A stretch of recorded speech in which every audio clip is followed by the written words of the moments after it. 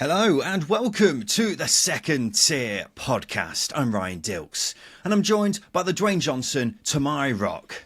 It's Justin Peach. Good day to you, Ryan. Justin Peach. What a weekend. And not just because of the twists and turns once again in the Championship, also because it's WrestleMania weekend, mate. Oof, I completely forgot about that. Yeah, I've been reminded several times because I've seen several footballing incidents that have warranted a WrestleMania type response. Like there's a choke slam from Virgil van Dijk earlier in the week on an opposition player, and it's just twigged me. And then a couple more. But yeah, absolutely WrestleMania week. It's exciting, and then obviously all the drama that the football brings as well.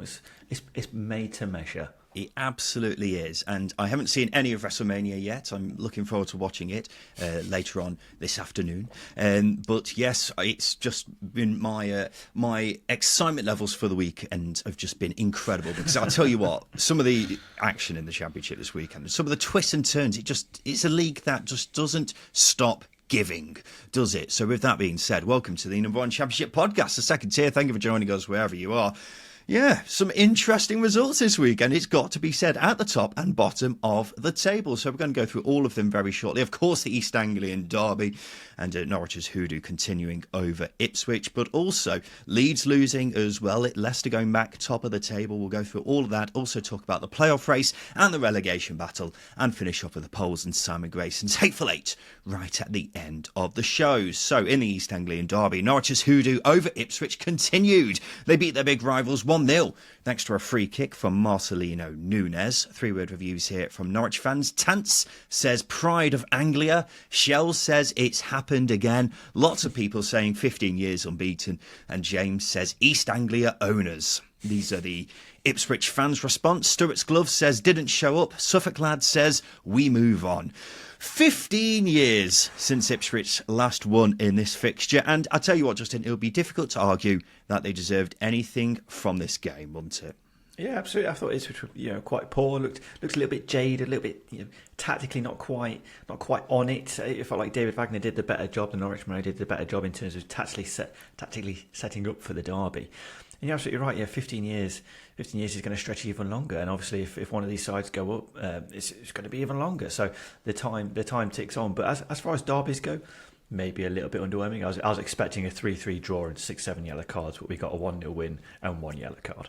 Incredible stuff. But you're absolutely right. Yeah, Ipswich didn't really deserve anything. It wasn't a game full of quality, but Norwich edged a tight one, and that's all that matters. Yeah, it probably wasn't a derby for the ages, and despite everything that was at stake, it maybe didn't live up to the hype in terms of the spectacle. But I mean, the atmosphere was still there, wasn't it? It was. But you got to look at it from this way. Ipswich only had 2 shots in the first hour of the game. It wasn't until the last 10 minutes or so, really, that they started making things happen. But they were just so off it, and I'm not sure Kieran McKenna got out-coached. I think it was more just a case of Ipswich looked really nervous because their passes into the final third weren't connecting like they usually do. It was just really poor from their perspective. They weren't helped either by the keeper Vaclav Hladky not having a great game. He definitely should have done better with the goal, and his passing out from the back wasn't at its best. But look, Norwich fully deserved the win. They won the individual battles, and if their finishing was a bit better, could have won this by more, and so their ridiculous record against their big rivals continues. And it's got to be said, it is a ridiculous record, isn't it, Justin? They were chanting 15 years, and they've played each other on 14 occasions in that time and haven't lost. It's quite unbelievable, isn't it? It is incredible. It's quite something as well. I mean, to stay that unbeaten for that long, yeah, I think it is, especially in modern football, is quite something. And they spent a lot of time together in the Championship as well. I know Norwich had been promoted to the Premier League. They spent time in League One before that, and Ipswich have as well. They have spent time apart, but I think that adds to the betterment of the derby and makes it even more unique. But that record is quite something. And I think even for Ipswich to be in a better position in the table, Norwich still took 4 points off them. I think that's testament to them and their record and how they set up in both games. It's testament to the setup yesterday. I know there wasn't a lot of quality, but they were so effective and so quick on their counter, and that was a big thing. I mean, a great example of that was the first half. Josh Sargent he had the fewest touches in the first half. Yeah, but he's in his involvements. He almost got Axel Tuanzebe sent off. He won the free kick that Nunes scored and had a half decent chance as a half all on.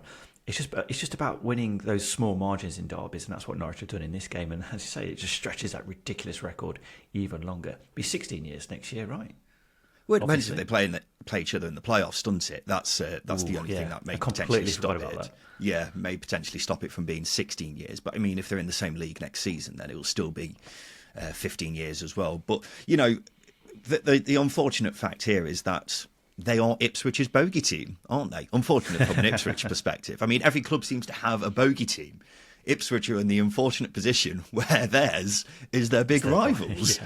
And the longer this continues, the harder it's going to be for Ipswich to beat them whenever they meet, because each meeting will just pile on the pressure, won't it? I mean, the time Ipswich should have done it was when they met in the reverse fixture at Portman Road. Ipswich should have won that game, and the fact they didn't just means that they are going to have to bear this record for a bit longer. And Norwich being Ipswich's bogey team, well, it's a great thing to have in mind when you consider there's a decent chance that this could be a playoff semi-final in a few weeks' time. But yeah, it's an unbelievable record, and certainly one to be proud of if you're an Ipswich, not Ipswich Town fan, obviously not, Norwich City fan.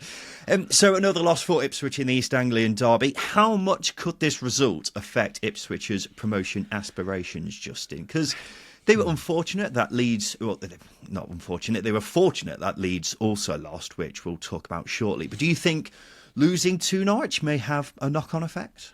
Yeah, the mental aspect of a derby defeat and really how flat they were is probably one of the concerning factors. And naturally, it's a tough one to take. But I think the reason why they've been one of the best teams in the division, and up until kick-off yesterday, they were the best team in the division.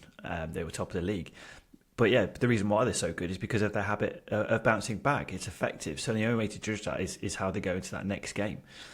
You mentioned that the Leeds aspect and them losing probably lifts the pressure a little bit. But as I say, that mental aspect, the psychological furor surrounding a Derby Day defeat to your rivals who are also pushing for promotion adds a little bit more pressure, a little bit more frustration. And I know McKenna accepted that Ipswich were flat, but it's probably a lesson for the rest of the season. I think to some extent Ipswich need games to be a little bit loose, a little bit chaotic, and if they're not, there's maybe an element of struggle there. But that's why they got players like Kiefer Moore, who was half fit going into this game because he was meant to miss out with back spasms. But that's by the by. But yeah, it's going to impact their promotion aspirations. But at the same time, I think circumstances have allowed that pressure to ease up a little bit with Leeds losing. Yeah, well, you're absolutely right. Their record of bouncing back after a defeat this season is incredibly impressive. They had only previously lost 5 times this season, and this is what happened after each of those defeats. After their first one, they went on to win 4 in a row. After their second, they went on to win 4 in a row again. Their third one, they went on to draw against Leicester. The fourth one, they went on to draw against West Brom. And their most recent one, they won 3 in a row after that. So that's a really promising record. And look, Norwich away, this was their most difficult remaining game, and now it's out of the way. Ipswich's next 2 are against Watford and Middlesbrough at home, 2 games they should be winning. Not bad sides, but their seasons are virtually over. And then they've still got Hull and Coventry away, which will be tricky, but it's by and large a set of games Ipswich should be looking at and saying we can get 3 points from each of them. And with Leeds' loss, promotion is still in Ipswich's hands, and that's probably a position that Ipswich would be all right with after the weekend, if you see what I mean, Justin. It's the best possible scenario with losing your local derby, isn't it? It's a weird stance to take, but if you're going to take any positives from losing to Norwich, it's the fact that Leeds lost in it, and it allows Ipswich that not as much pressure going to the next game. There will be pressure, but it's going to be lifted because Leeds aren't going to be 2 points ahead of Ipswich going into those next round of fixtures. So that's the main takeaway. It's a case of just dust yourself down, put it all aside, and then you can go again. And like we've mentioned, Ipswich are very good at doing that. Leeds lost a league game for the first time in 2024. They were beaten 2-1 away at Coventry. 3-word reviews here from KS, who says, typical Leeds in it. I don't think I'm the kind of man who's suited to saying in it. And Lee says, falling apart again. It's got to be said, Justin, for the 3rd game in a row, Leeds look flat. Yeah, I don't know whether it's harsh to take that stance or not. I think if you talk about the broader context of it, injuries have taken its toll, fatigue's taken its toll on a team. So it's going to be a case that they're coming up against a Coventry team who have got things ticking in the final third. So it was a really dangerous fixture for Leeds. And I've got a few Coventry friends I was speaking to, and they were confident going into it as well because of how well. I know they lost to Cardiff in their previous game, Coventry that is, but I just think with Leeds' situation and Coventry's energy, it was always going to be a difficult one. You can't outrun flat performances. They catch up to you eventually. Leicester have found that out already this season. So too have Ipswich. And eventually a team quality that you're coming up against is going to be apparent. And I think that was the case against Coventry. And I just think it's unfortunate that Leeds have hit this spell where fatigue and injuries are there. They're apparent. They're within the squad. And they also came up against this Coventry team who are ticking very well. So, yeah, they look flat, but you can understand why. It's just bad timing. And that's what adds to the spectacle of talking about it, essentially. Yeah, well, it certainly adds a bit of flavour to the relegation battle. My words are all over the place today. The reverse relegation battle. The promotion race is what I meant to say, because it wasn't until around the hour mark that they actually started playing, and by that point they were 2-0 down. Possibly could have been even more. I mean, you've got to give full credit to Coventry for outplaying Leeds, particularly in that first half. I mean, Leeds looked rattled, and they didn't look like they could match the physicality that Coventry had. It's worth mentioning that Joel Pirro did miss a massive chance towards the end of the game, so it could have been a very different result, but it would have been very harsh on Coventry, who fully deserved the win here. So Leeds' first championship loss of the calendar year. I mean, full credit where it's due. That is an unbelievable record for us to be in early to mid-April, and they've only just lost for the first time in the league this year. Wow.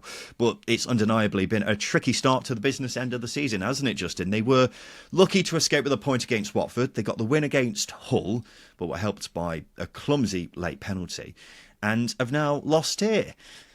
Not the kind of performances which inspire confidence, particularly at this stage in the season, Justin. It's true, but can we say the same about Ipswich against Norwich? No, Leicester have had the last few games preceding the last two against Norwich and Birmingham. They've been a little bit flat as well. So I think it's normal for these teams to hit these patches, and I think with Leeds, it's probably there's a little bit more noise around hitting these flat patches because it's Leeds. Everyone loves the narrative of Leeds falling apart again. They're falling apart again, don't they? I mean, we had it under Marcelo Bielsa. We're expecting them to drop off in the second season when they won the championship title, but they didn't. And now I think the only difference here is the fact that they've got a Leicester side who may be looking like they're back up and running again. Probably at the worst time for Leeds. But as I say, I think with Leeds, yes, the confidence in the performances isn't there, but the quality of player that they've got is. And I think if they came up against any other team other than Coventry, they might have well picked up 3 points. That's a hindsight thing. Doesn't really matter. Doesn't mean anything to anybody me saying that. But I just think the timing of the team they were playing wasn't ideal because Coventry are a good side. Yeah, you're a lot more positive than me, I think. Yeah, I am. Because I'm just looking at this thinking this has gone from a blip to a dip. They're undoubtedly not playing as well as they were before the international break, and this dip is happening at the worst possible time. And there must be some alarm bells for Leeds, because when you go from playing as well as they were to playing like this, it's a big concern. I mean, so many individuals look off it. Crescencio Somerville has been really ineffective in the last 2 games. Glenn Kamara has been particularly poor in midfield recently. I mean, Patrick Bamford's been absolutely hopeless since the international break. And then the defence, which was once seemingly impenetrable not too long ago, doesn't look so solid now, particularly in front of Ilhan Meslier in goal, who's looking very shaky all of a sudden. So you've got to be worried as a Leeds fan. They may have to win every game now, because I'm not sure they'll have many more opportunities to get back into the top 2, because we were just talking about it then. Leicester look like they're back as they were. Yep. Ipswich haven't got too many banana skin games coming up, and Leeds are having to catch up with them, aren't they? But would you put it against this Leeds team going on that 5-game winning run? Because absolutely they've not. They've absolutely done it not, Justin. Yeah. I mean, if it's anything like Leicester, it could very easily, change like that all of a sudden. But I'm just looking at these 3 games, and it doesn't, it looks like they've lost the momentum that they had. It's probably the case. And I think if you're comparing them to Leicester and Ipswich, I mean, Leicester look like they're regaining it. I know Ipswich, it's a difficult one to assess with Ipswich because they had momentum, winning 3 games on the trot going into the game against Norwich, and then they lose with quite a flat performance. So maybe they're in a similar state to Leeds. So I think all that does is just opens it up again with all three sides and makes it all the more unpredictable, because at one point I was so confident with Leeds, and now you're right, I'm stepping back a little bit from those assessments of they're going to win the title, and then with Ipswich there's still a bit of hesitancy there from me as well. So yeah, all it does is just add to that wide open aspect of this top two battle and just makes it all the more incredible. What a result, though, for Coventry City. Justin, 3-word reviews here. This is from Pete Ellis Sims again. Luke says Sims and Wright. Sounds a bit like a solicitor's, that, doesn't it? It does, yeah. I mean, this result got me thinking, Justin, if Coventry didn't have that shocking start, they might not be too far off automatic promotion, because they only won 3 of their first 16. However, since the November international break, only Leicester and Leeds have won more points per game than Coventry City. It's quite mad, isn't it? But I imagine also infuriating in a way from a Coventry perspective that they had such a slow start. Otherwise, they'd be comfortably in the playoffs at least. Were we saying the same thing last season? If they had a pitch in the first sort of 5 or 6 games of last season, could they have been punching with the automatics then? Probably. I think it's just a Coventry thing to start the season slow. I think with it's going to be a hindsight thing with Coventry, because it's a kick in the balls, because as I say, they were in a similar situation last season. But I think that slow start was always going to be the case after such an active summer. We saw it with Leeds, we saw it with Southampton. Fairly active summers, big players leaving, players coming in to replace those. It takes time for those players to bed in. It's always going to be a little bit slower. So I think if they do miss out on the playoffs, or they don't go up via the playoffs this season, you'd expect them to be pushing for the autos next season, because they have a pitch and they have a squad. So there we go. Yeah, it only needs a couple of additions, really, doesn't it? Because it's a really strong squad, and that's why it was so amazing that it took so long for them to get going. But I suppose you are right, they did bring in quite a few players. But I mean, they'll still be fully hoping that they can get a playoff place, won't they? Especially with the form that they're in. It's hard not to be in form when they have 2 of the best bagsmen in the league right now. Haji Wright got his 6th goal in 7 games. Ellis Sims scored his 1,000,000th goal of 2024. And these 2 have been in sensational form. I mean, for full clarity, those 2 were also partly to blame for Coventry's slow start, because they couldn't find the back of the net for love nor money. But now they definitely can. And, England's Ben Sheaf has been exceptional in midfield, and they've reduced the number of chances they're giving away as well. So they're going really well, and are certainly a side to fear if anyone does have them coming up over the next few games and heading into the playoffs as well, were they to get there. But will it be enough for them to get a playoff place, though, Justin? That's the question. They're currently 4 points off Norwich, but do have a game in hand. It's between these 2 for 6th place at this stage, isn't it, Justin? I think that's fair to say. I think so. I think the only reason why you discount the likes of Borough, Hull and Preston is because they're just not consistent enough. Therefore, they're not convincing enough. They don't control those games as well as Norwich and Coventry do. They've also got the most convincing attacks. You've mentioned that Ellis Sims. I think he's the most informed striker in the country. Haji Wright is the best American forward since Landon Donovan. It's throwback there. Or Josie Altidore. I was going to say, you're forgetting Josie Altidore. But as I say, won't like us mentioning him, but But I'm sure he played for Hull as well. But anyway, he did. You're right. Yeah, he did. But they've got the most informed attacks as well. Josh Sargent, another US-based player, incredible. America's just infiltrating the championship. USA. Exactly. Democracy. Let's go. Democracy? What are you on about? Just the US liberating everybody. Freedom. Let's not get all political. But anyway, like I was saying, it's looking like a straight shootout between these 2 sides. That's basically... Yeah, okay. There we go. Good, thank you. Well, you're right. Preston seem to be fading away as expected and have a horrible set of remaining games. So if they weren't out of the race before, I'd say they are now. Hull got a very overdue win against Cardiff this weekend, so they're not completely out of it, but their form hasn't been anywhere near Coventry and Norwich, so that would be a surprise. So it does look like it will be between these 2, and it could very well go down to the wire. I will point out, not completely out of the question, that they both get a playoff place and West Brom drop out, because West Brom have hit a bit of a sticky patch of form since the international break, but admittedly I would still be very surprised if they weren't in the playoffs come May. So yeah, Coventry v Norwich. Got to be said, Norwich massively have the upper hand, not just in terms of points, but they have a much kinder set of remaining fixtures. But Coventry have shown this weekend that they can beat anyone in this league. So it's going to be a really interesting climax in the race for the playoffs. It was once so open, wasn't it, Justin? And now it looks like it's just down to these last two soldiers. That's not the same with the automatic promotion race. That has still got three horses in the fight, but one of those horses is well in front all of a sudden, isn't it, Justin? Because it's been the perfect weekend for Leicester City. They beat Birmingham 2-1 thanks to an 87th minute winner from Steffi Mavadidi. Judd's three-word review. Got it done. Tim says back on top. And Tim is very right, isn't he? Because this win means they've gone back to the top of the table after being the only team in the top three not to lose. So a dream Saturday for them, although they were made to work for the 3 points, weren't they, Justin? Absolutely, absolutely. I mean, it's going to be the case here. You're coming up against a Birmingham side coached by Gary Rowett, also going through that, maybe a little bit of a new manager bounce as well. But I guess the outlier here was Leicester in control. They created a lot of chances and they did deserve the 3 points in the end. You are right, they did make hard work of it themselves, but it feels like a season-defining result where it's going to be one of those games where I think a couple of weeks ago it gets away from them, they draw it, but that belief seems to have come back, and I think that's a huge, huge thing.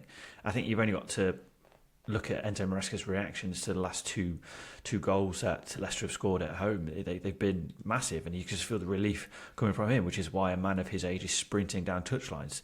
People of that age don't do that. I'm 30 years old. I don't sprint anymore. So you've got to really feel that relief to run like that, essentially. And as I say, a late winner, despite missing no chances. I know John Ruddy pulled off some really good saves, but for me, it just feels like a season-defining result that could carry them forwards. I'll point out two things from what you said there. First of all, Enzo Maresca's 44. I'm sure people at the age of 44 still run. And secondly, Well, go on. Who sprints now? Well, if you're the only other thing I was going to mention there, Justin, is that I've seen you play football and you definitely don't sprint. Exactly. Even before you were 30. I play like Andre Pirlo never needed to sprint, and neither do I. I'm just going to leave that there. I mean, Birmingham were clearly happy to get anything that wasn't a loss and set up that way, didn't they? They defended really well, and it was just that brief lapse in concentration where no one was picking up Steffi Mavadidi at the back post, and it cost them. And Leicester would have been annoyed if they didn't get the win, particularly because the Birmingham goal came from an absolute clanger by the keeper, Mads Hermansen. But Leicester got there in the end, and this 3 points could prove to be vital. You're absolutely right, Justin. It could be a season-defining win for Leicester. And that's because all of a sudden, Leicester are suddenly in a really strong position again, aren't they? Top of the league by 1 point. But crucially, a game in hand on Ipswich and Leeds. And the Premier League has gone from seemingly slipping out of their grasp to being well within their reach again, hasn't it? I think this is such the crazy thing over the last few weeks is how often it's changed hands, and obviously how much of a lead Leicester have actually blown for those teams below them to get into it. But to give Leicester a bit of praise, they are. I think the hardest thing is to turn around a ship that is stuck, isn't it? It's difficult, but they're slowly doing it. I mean, I will say this: I'm not a huge fan of Maresca and his insistence on control over quality. I think if he really does play into the quality of this squad, I think they will be more convincing in those games, and they will run away with games a little bit more and probably create a lot more chances than they do, which is a crazy thing. But that quality of the squad is there to be seen, and it's dragging them through games, and I think that's what's gonna pull them over the line. I think what you see with Leeds at the moment is fatigued quality, diminished quality in availability, and with Ipswich as well. They probably don't quite have the star power that likes of Leicester and Leeds do either, and that's a big thing, and that's a huge advantage that Leicester have over the likes of Leeds and Ipswich is they've got that star power. Mavadidi, Dewsbury Hall, and Mavadidi's been out of form, but he's there, he's back.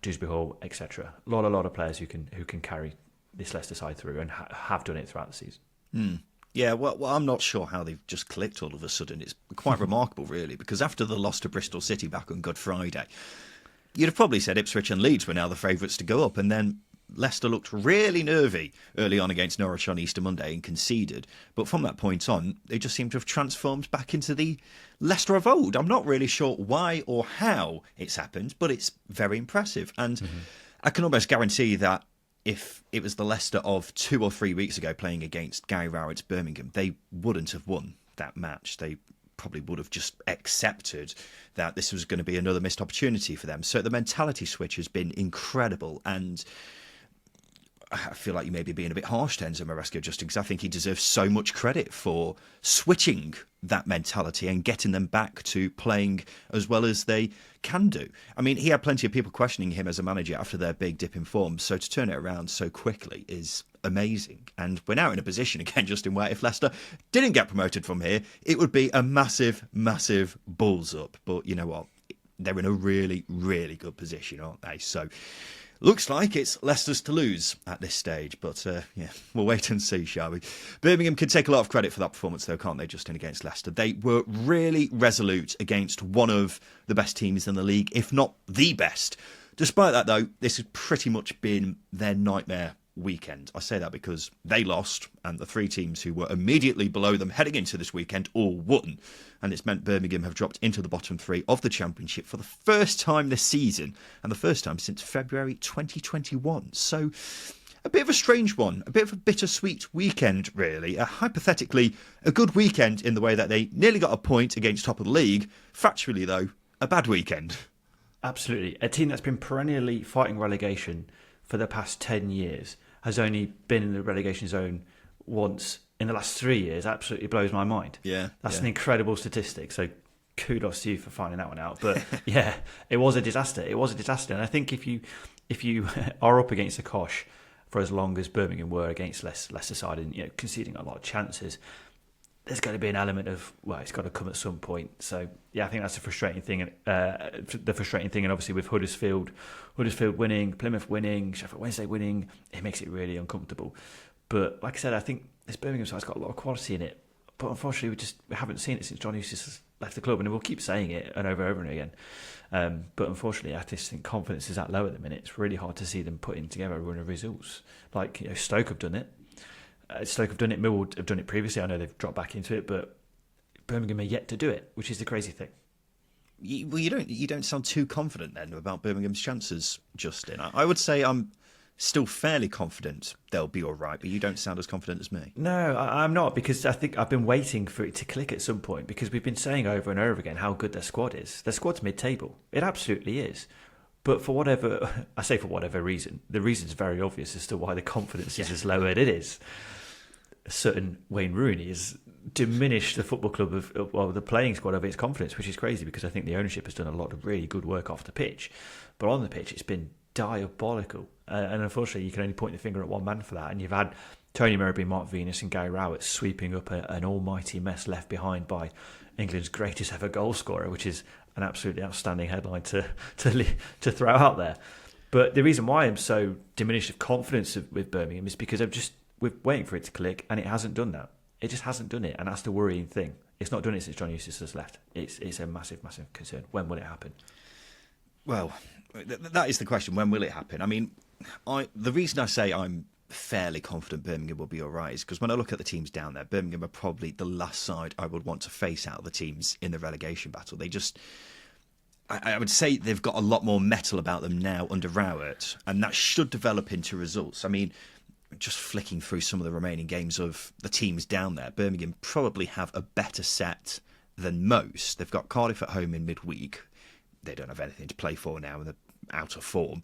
They've also got Rotherham and Huddersfield to come.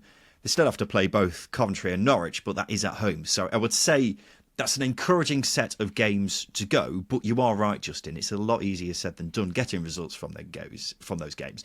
And they need results ASAP. So if they're going to come, now is the time for them to come.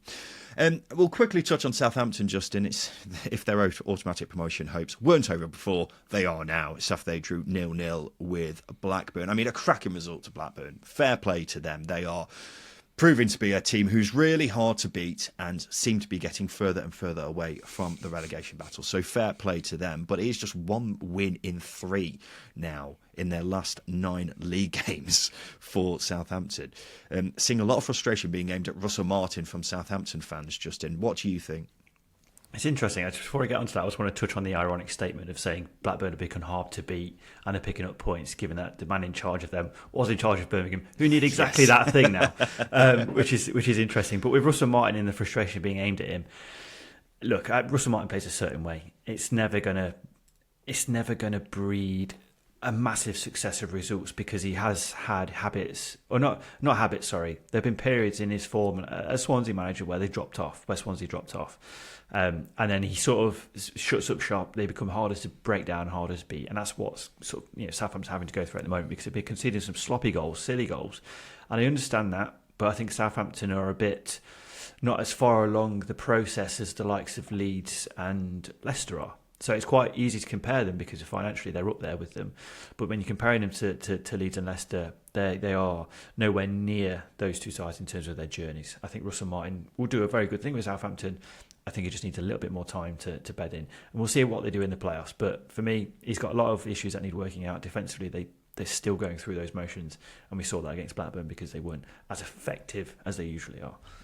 Well, it's certainly not ideal preparation for the playoffs, is it? Out of form and a manager who the fans are getting increasingly frustrated by. To be fair, though, they haven't played poorly since the international break. They were just very wasteful in front of goal against Middlesbrough and Blackburn and were, of course, punished late on against Ipswich, but were the better team for most of that game. So I think the criticism of Martin is harsh. They're probably going to finish the season with one of the highest points tallies a team has ever had without getting automatically promoted.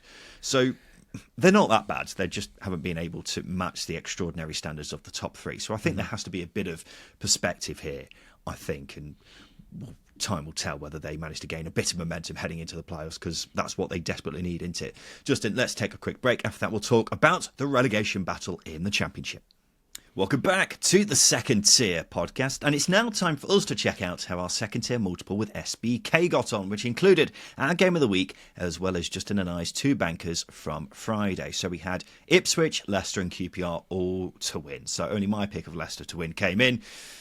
I am losing hope that we will get one before the end of the season, Justin, I've got to say. But we'll be back with another multiple in this coming Friday's preview show with SBK. It's just the Championship, isn't it? Picking three teams who's going to win in a single weekend of the Championship is an absolute nightmare because you just never know what's going to bloody happen. But yeah, hopefully, fingers crossed, we get one before the end of the season. Anyway, let's get on to the relegation battle, Justin. And Sheffield Wednesday got their first win in 5 by winning 2-0 away at QPR. 3-word reviews here. This is from QPR fan Charlie. Big game lost. Wednesday fan Ollie says we're staying up.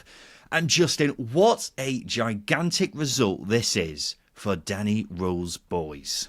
Yeah, you can't overstate how big it is. It's absolutely massive. And the huge outlier with this one is Wednesday had second worst away record in the division going into it. Had only collected 13 points away from Hillsborough this season. I know it was a tight game in terms of chances, but Wednesday just had the quality. And tell you what, the last 3 or 4 games actually, they've not looked convincing at all. I know they drew against Swansea, but still, 6-0 defeat coupled with a defeat against Middlesbrough, where they were really poor to the point where Danny Rule was seething. And he's not an angry man; he's a very forgiving man. He was an angry man against after Middlesbrough. So this was a huge response and a huge reaction, especially in the manner of the win, because Gassama didn't even start the game, and he turned out to be the absolute defining figure of the fixture. It was a huge win for Wednesday. You can't overstate it because it keeps them.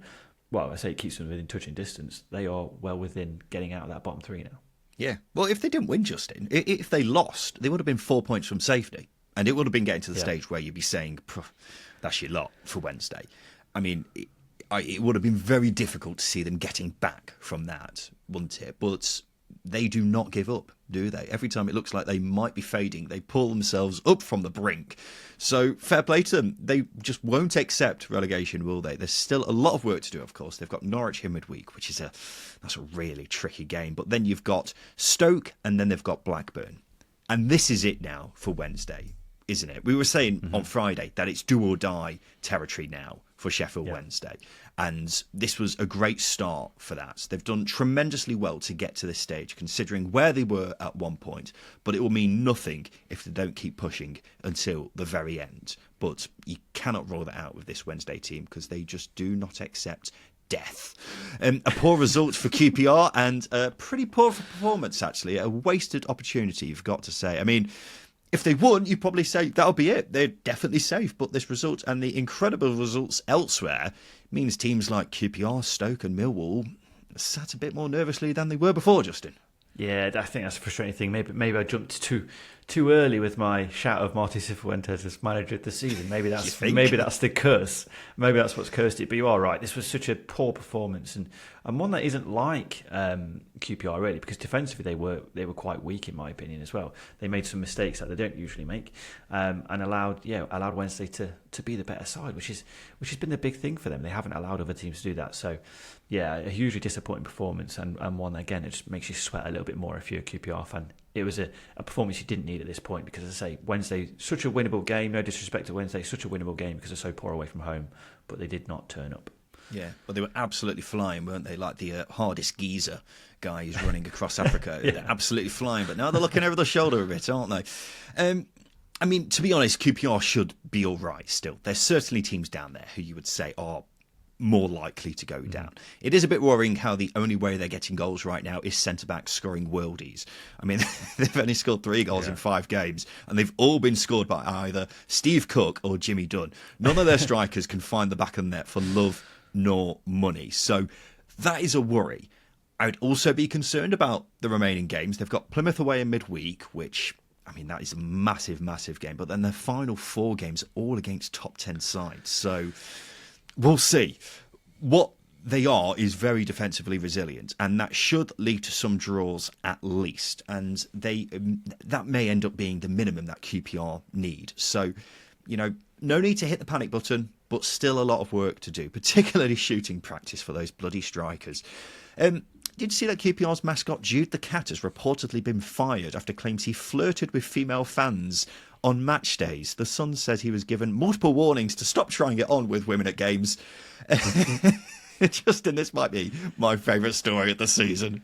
Yeah, it's a weird one. And for context, this isn't a real cat. This is a human being within a cat costume, just for those people who need the extra layer of information on there. Just in case anyone forgot or was misinterpreted. But yeah, such a weird story, and quite rightly removed from the role, because you cannot exploit your position as a matchday mascot to try and pull women. Sadly, that is just not how. That's not your role. Come on, let's do better. It's just so funny. It's just so. It's like it's proper lower league stuff, isn't it? But this is the Championship. It'd have been like. Can you imagine if this QPR were in the Premier League? And this was it'd have been incredible. Yeah. More of this, please. I think. Actually, I'm starting to regret that statement. No, let's move on. Not more of that. Do not do this. Do not. You're mascots. Be a mascot. Mascots being. Oh dear, no. Family friendly. Every way mascots I word being this. Family friendly. No, but I quite enjoy mascots being inappropriate to a certain level. Okay, that's what I was trying to say. I would like to see more of that, but not necessarily as bad as this. Yes, just have I covered my back? I don't know. I'm trying to find a way to help you. Just don't try it on with other parties. Yes. Do your job as a mascot where you can piss opposition players off, make fun of them, while also being a family-friendly, cuddly toy. Can we also mention, by the way, how weird it must be for any of the women he was flirting with to be literally having a cat mascot flirting with you? It must be so strange. Catcalling them. Honestly, Justin, that is unbelievable. That is. I tell you what, sometimes you set new standards for yourself. That is a great shout, Justin. They're usually very low. That's a very good way to end that horrible section. Huddersfield got their first win in 7 by beating Millwall 1-0, thanks to a 93rd minute winner from Reece Healy. 3-word reviews here from James. Last minute, baby. Joanne says injury time win. Al, who's a Millwall fan, says we're going down. I mean, how Huddersfield didn't score earlier on in this game was unbelievable. I have no idea, because they missed so many unbelievable chances. But, we talk about much needed wins. Huddersfield probably needed a win more than anyone else this weekend, didn't they? Yeah, I imagine it's the hardest geezer needing a takeaway after his incredible running scene across Africa. Who needs something more? The hardest geezer in a takeaway or Huddersfield in a win? I think probably Huddersfield in a bloody win. And you're talking about the strikers, how they didn't score. It's very obvious how they didn't score, because they're so bloody wasteful in front of goal. It's the reason why they only won 9 games this season, which is the second least in the division aside from Rotherham. It's a frustrating time for Huddersfield, but absolutely that air of relief and the amount of chances they created. Credit to them, because we've not seen that often enough. But frustratingly bloody wasteful. If they weren't so wasteful and they had strikers who can score consistently and do things consistently, other than being offside, they'll be in a very decent position. But they haven't done it often enough. And I think if any game this game week was going to be a last minute winner, it was going to be this one. Yeah, well, Andre Breitenreiter called it a dirty win afterwards, which to me would imply they didn't play very well. But they did play well, Justin, you know what I mean? I think any win against Millwall's dirty, isn't it? I suppose. I mean, I'm looking at this, and I genuinely think this was the best Huddersfield have played in a while, because they created so many chances, and Millwall were mainly restricted to half chances from set pieces. So the only thing that was dirty was the fact that they left it so late in the game. But even then, they should have scored a lot sooner. So I would say it was more of a grubby win than a dirty one for me personally. Mm-hmm. But look, they haven't been playing well at all recently, so this was a lot more like it from their perspective. Their next 4 games are Preston, Bristol City, Swansea and Birmingham. I mean, definitely one of the more kinder remaining sets of fixtures right there, isn't it? But it is got to be said, they have got Ipswich away on the final day. So they certainly don't want their fate to be relying on that, do they? But yeah, this certainly gives you at least a bit of encouragement from a Huddersfield perspective, because it was looking a bit bleak not too long ago. I've got to say, Justin, Millwall are a side I'm getting increasingly more worried about. It's 1 win in 6, 1 point from their last 4 games. They've now lost to Rotherham and Huddersfield in the last 2 games.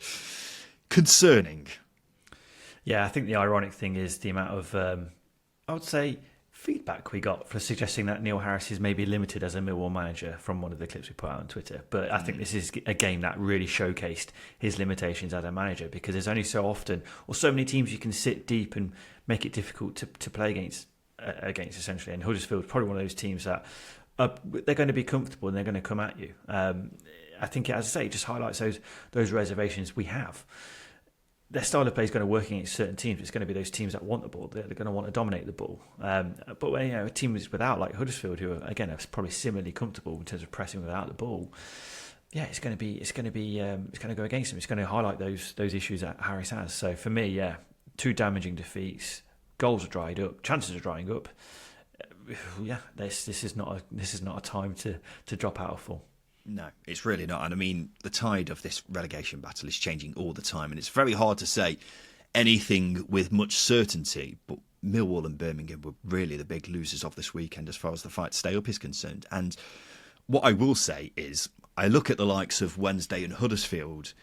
My concern for them recently has been going up and down, if you see what I mean. With Millwall, it's just, my concern's just steadily going up and up. And if you're going to be leaving empty-handed after games against Rotherham and Huddersfield, it doesn't leave you with a massive amount of hope for Leicester in midweek, does it? So, in fairness, they are unbeaten at home under Neil Harris, so that's a bit of encouragement they can take. However, I am very worried about Millwall under him because, as previously stated, as you were just saying then, Justin, you can only get so far with a club legend telling the players to do better, because when it comes to tactical ingenuity, there isn't much to be found here, and that's one of the many things which may end up costing them, I think. And as time goes on, it's looking more and more likely that may be the case. Yeah, I'm just going to add as well, I think time's moved on from that Neil Harris ball, if you like. I think the league's moved on. There's a lot of teams who play slightly differently, a little bit more ingenuity, a little bit more cleverness about them. And not to discredit Neil Harris and what he does, his football's probably better suited to lower leagues, which is why his last 2 jobs have been Gillingham and Cambridge. Yeah, well, I mean, how many teams in this league play Neil Harris kind of style now, Justin? Not many of them are doing particularly well, are they? So yeah, it's not looking good at all for Millwall. Definitely need a bounce back sooner rather than later, don't we, Justin? And the final game we'll discuss from the weekend is the game at Rotherham. They've been officially relegated from the Championship. It's after they lost 1-0 at home to Plymouth. Unfortunately, the Great Escape wasn't on after all, I'm afraid, Justin. And you'll be very disappointed to know. 3-word reviews here from C. Clark, who says, important 3 points. Bobby says, finally a win. They, of course, being from a Plymouth perspective. This was a game which pretty much sums up Rotherham's season, really, wasn't it? Second best to a side who had lost 8 of their last 11 games. They had won just twice away from home all season, had Plymouth. And the only player to come out of this game with any credit from a Rotherham perspective was the goalkeeper, Victor Johansson. Essentially, their season in a nutshell, isn't it? Where's it all gone wrong for Rotherham, Justin? And keep in mind, we have only got about 15 minutes left of the show. Oh, so I can take 15 minutes describing where it went wrong for Rotherham? I would prefer if you didn't and just kept it short. Okay, I'll time me on 15 seconds then. I don't think it's lack of resources. I think good teams utilise their resources, and Rotherham haven't done that. Don't get me wrong. I think the impact of the quality of players compared to other teams who can offer more money is going to be impacted.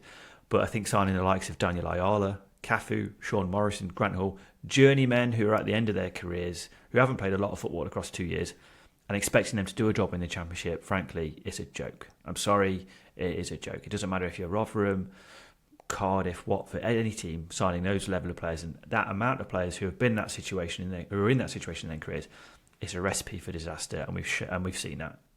The balance between offering those resources and the rest of the squad and trying to be a bit clever with their recruitment, I think, has been completely skewed. We'll use the examples of Coventry, Luton, etc., who have done it with limited resources and are still doing it they're still punching above the weight with limited resources. It's no excuse nowadays. Yeah, well, I think you're right, Justin. I think you are right. I mean, I did laugh when Sky showed a graphic after this game which showed Rotherham were 24th in the league for shots on target, expected goals for, expected goals against, shots faced, shots on target faced, successful passes and possession. And that's before you get onto things that actually matter, like the points tally and goal difference. But, I mean, if they lose every one of their remaining games, they'll have tied with the record for the fewest points and fewest wins in a Championship season. They are genuinely one of the worst sides we've ever seen at this level. It's a League One squad with a League One manager, but I mean, they could have a Championship manager and they wouldn't have come close to staying up. And Rotherham fans will point out their resources, but I agree with you, Justin. I don't think that's a good enough excuse, really. Their last 5 seasons in the Championship, they've been relegated 4 times. And each time they've come up to the Championship, each season, all they try to do is survive. And even when they do that, it's the same goal the season afterwards. There's no plan to try and get to the next level. You know, it's all well and good saying, oh, we haven't got much resources. But as you say, clubs of a similar stature have managed to have success despite not having much resources themselves. They just have to be much more cleverer and a bit more ambitious with their recruitment. And I know that's easier said than done, and I will go on to you shortly, Justin. But that's what Rotherham have to do, because otherwise, what's the point in them being in the Championship? The only way I can see them progressing as a club is getting in a new owner or just being a bit more ambitious themselves, because right now they clearly have a ceiling and it currently looks like they have no chance of breaking through it. Yeah, no, you're absolutely spot on. You've nailed everything there. I think the only thing I'll caveat is I think resources, you can have a certain amount of empathy with the resources that they have. But the resources they have is no excuse to go down the way they've gone down. There's no excuse to get relegated the way they got relegated. There's no fight there. There's no personality within the team. There needs to be a quite significant reset. And I think if the club goes through that, because you're not recovered from the Paul Warne era, it's as simple as that. They're not recovered from that. And unfortunately, they've been trying to sort of put out fires with water balloons, and it's just not worked. And those water balloons are very poppable, and they are fragile, as much of their squad is right now because of their age and injury record. So for me, going down the way they have gone down is no excuse. The balance of resources is no excuse for that. Yeah, I'd agree with that, Justin. Let's talk about Plymouth quickly, because it's quite hard to judge this from their perspective. It's undoubtedly a massive win, considering their recent form. But on the other hand, we have got to remember Rotherham are shite. And the fact a lot of teams around them also won means Plymouth are another one with plenty of work to do still, aren't they? Yeah, it's one of those where you sort of celebrate and go, yes, God, okay, fair enough. Yeah. Sit back down. Yeah, it's one of those situations. But it's about turning that tide for Plymouth, because they've been dreadful under Ian Foster. They get that win, albeit not sexy, not beautiful. It was a gritty win on a Friday night at Rotherham, but they got the win, they got the clean sheet, and they go home to Plymouth. That's fantastic. Yeah, don't really have anything else to add there, Justin. Let's do the polls. This is the part of the show where we give the listeners 3 questions on Twitter, because we want to get their thoughts on everything to do with the Championship. So the first question we asked was this: who is the bigger club, Ipswich Town or Norwich City? I'm not going to go on history. I'm going to go on what's going on now, and I think Norwich is the bigger club. If you're talking recent success, then it's got to be Norwich, hasn't it? If you're talking fan base, I think it's pretty even. If you're talking history, it's Ipswich. So it balances out like that, really, doesn't it? So it's no surprise that it's pretty evenly split in this poll. 49% of people said Ipswich, 51% said Norwich. I mean, for me, I think history is a big factor here. So I'd probably just edge it to Ipswich, but you know, it's a tight one, isn't it? Admittedly, who should win Manager of the Season? Marty Cifuentes, Carlos Corberán, Daniel Farke, or Kieran McKenna? Cifuentes. Marty Still Party. sticking with it. Marty Party, let's go. I will go against the grain as much as I can and fly the flag for those at the bottom half of the table who deserve their flowers every once in a while. If you didn't listen to Friday's episode, Justin made the incredible claim that Marty Cifuentes deserves it much more than Kieran McKenna, which is Yeah. I will point right out this weekend. I mean, I will point out that a hell of a lot of QPR fans were even saying Kieran McKenna deserves to win it. And this is what the polls say. 77% of people said Kieran McKenna. 9% said Daniel Farke. 8% said Marty Cifuentes. 6% said Carlos Corberán. I think Carlos Corberán deserves a more... You know what? You are absolutely spot on. And I think when we come around to doing our second tier awards, the much better, more acclaimed awards of the Championship, we will certainly give him a lot of credit then. Yeah. He deserves more than 6%, doesn't he? That's not fair at all. And finally, what is your favourite type of apple? Braeburn, Golden Delicious, Granny Smith, Royal Gala. Oh, do you know what? This is such a good question. I have two types. I buy two brands, Braeburn and Royal Gala. Pink Lady's overrated. If anyone says Pink Lady, get in the bin. Piss off. Oh. Right? They're so overrated. There's not enough apple in them. Braeburn, go on. Justin has had his say. I'm a Golden Delicious fanboy, admittedly. But the winner of the poll was Granny Smith with 40%, Justin. 27% said Royal Gala, 17% said Golden Delicious, 16% said Braeburn. So it was a tight one, but Granny Smith, still the elite apple, according to our listeners. It's the green apple, right? It's very similar to Golden Delicious. I always get them mixed up whenever I go to the shops. It's an absolute nightmare. But yes, they are they are green, but a bit shinier, I think. Green apples, no. Golden Delicious are green. Golden Delicious are, for me, and always will be the goat apple. Cool. Yeah, great. Fantastic. Let's go. Now it's time for this. Hi, Simon Grayson here.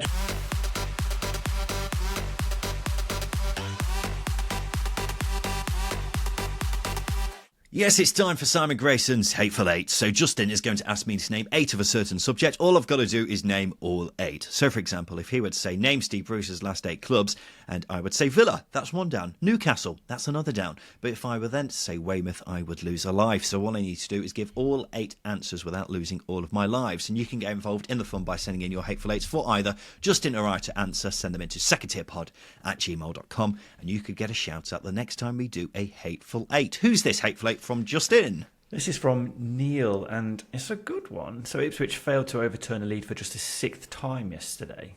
So Neil wants you to tell me the 8 teams who have accrued the most points from losing positions this season.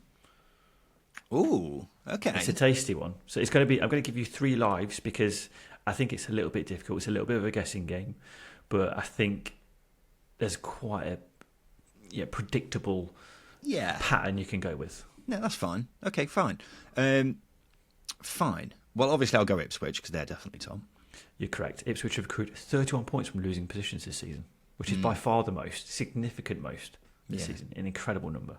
I mean, it must be one of the biggest numbers ever at Championship level, mustn't it? I'm pretty confident in saying that, but without checking. I'm pretty sure when I looked at this list before, Leeds were second. Leeds are second with 22 points. Yeah, good shout again. It's an easy pattern to spot with these. Yeah, but I can't remember who else was next on the list. I mean, one would assume Leicester are on there, but I'm not as confident as I was with the other 2. Are you going with Leicester? Yes, I am. You'd be incorrect. They're not on there. They are 11th. They are 11th on the list. They've only had to overturn 13 deficits, and they've collected 13 points doing so. That's what I was worried about. Like, they haven't been behind very often. So that's the issue I've got there. Fine. Well, I guess I'm just going to have to stick near the top of the table. I feel like Coventry are quite a, never say die kind of team, so I'll say them. You're correct. Coventry are fourth on my list with 18 points. They are never say die. Especially under Mark Robbins, they will not go without a fight. And if I'm using similar logic to Ipswich, then Southampton have been a bit leaky at times this season, scored quite a few goals, so I imagine they must be on the list. They are not on my list. They really? are 16th, even lower than Leicester. Seemingly, the two teams who prefer controlling games have failed to overturn those leads as often as other sides. So maybe there's a pattern there for you to follow. But Southampton is incorrect. They've only won 9 points from losing positions this season. Yeah, this is very much potluck, isn't it? Yeah, it's potluck with some strategy. Think about chaos. Yeah, well, if I'm thinking about chaos, then Blackburn have been very chaotic this season, so I'll say them. Are you going with Blackburn? Please don't tell me I've lost already. Are you? Do you I'm want going to go Blackburn because they score a lot of goals but concede a lot of goals. Fucking hell. No, Blackburn are not on my list. Okay, fine. They were very possession-based and went behind a lot under John Dole Thomason. Yeah, but I was just losing a lot of thinking they games. concede so many goals that they must have won a fair few points from losing positions. So that's annoying. Who was on the list, Justin? Well, I'll tell you how many points Blackburn have won from losing positions. 6 points. It would have been dog shite. They are fourth bottom in the division when it comes to overturning leads. The third team on my list was Norwich City with 22 points. They were level with Leeds. That's what I mean. Think about chaos. Norwich have Norwich have a little bit of that. And then you've got Hull below Coventry in fifth. They've won 16 points from losing positions. Sunderland, once upon a time, were good at winning points back from losing positions. Yeah, because again, if you think back to when under Tony Mowbray, a lot of that chaos was there. Yeah, I mean that's fine, but I just thought because they've been crap for half a season, they won't be that high on the list. But obviously they were. Who else? You've got Watford, who are seventh. They've won. Well, I was never going to fucking guess them in a million years. You never know. I mean, under Ishmael, they were good at. So I don't know actually. No, yeah, they surprised me. They were quite. No chance of guessing them. The other team, who were top last season from in terms of winning points from losing positions, was Middlesbrough. So Middlesbrough 8th on my list. They've accrued 14 points from losing positions. I think they would have been a good shout. Yeah, I think to go with. There were some guessable ones there, but it's literally just guesswork, isn't it? It is potluck. Potluck. I mean, I'm not having a go at Neil for his suggestion for the Hateful Eight. I appreciate him getting in touch, but that was a tricky one, Neil. Anyway, that's been the Second Tier podcast, and we will be back again on Thursday because we've got midweek games, Justin. Our final round of midweek games for every team in the Championship. So that is exciting. So we look forward to seeing you on Thursday, ladies and gentlemen, to divulge through all of them. So we will see you then. I'm going to go and watch WrestleMania. Justin, what are you doing for the rest of your Sunday? I'm going to watch the Premier League games this afternoon because I'm a sellout. Fine. Yeah, you can do that. I wouldn't do that because I'm championship expert. Anyway, let's leave things there, shall we, Justin? This has been the Second Tier Podcast. I've been Ryan Dilks. I've been Justin Peach. And a big thank you for listening.